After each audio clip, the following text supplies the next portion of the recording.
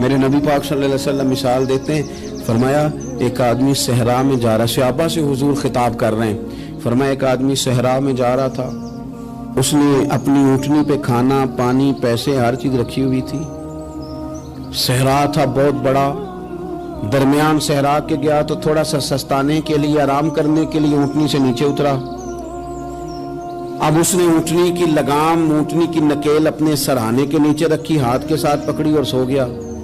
تھوڑی ہی دیر کے بعد جب اس کی آنکھ کھلی تو دیکھا اونٹنی غائب ہے۔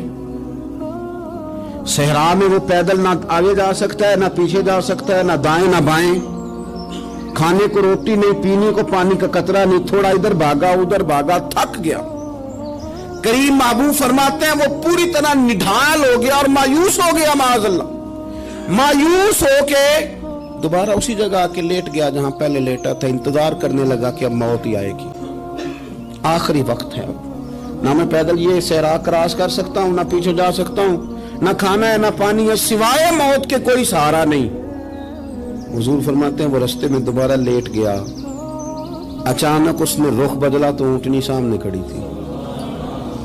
حضور نے صحابہ سے پوچھا بتاؤ نا اسے بھلا کتنی کو خوشی ہوگی؟ یا رسول اللہ جسے نئی زندگی مل گئی ہے۔ نبی پاک صلی اللہ علیہ وسلم فرمانے لگے اس کی اونٹنی مل گئی، بتاؤ بھلا اسے کتنی خوشی ہوگی؟ یا رسول اللہ وہ تو دوبارہ دنیا میں آ گیا۔ حضور فرمانے لگے اسے کچھ بھی خوشی نہیں ہوئی۔ جب کوئی رب کا گناہگار بندہ آ کے توبہ کرتا ہے، رب کو اس سے کئی گنا زیادہ خوشی ہوتی ہے۔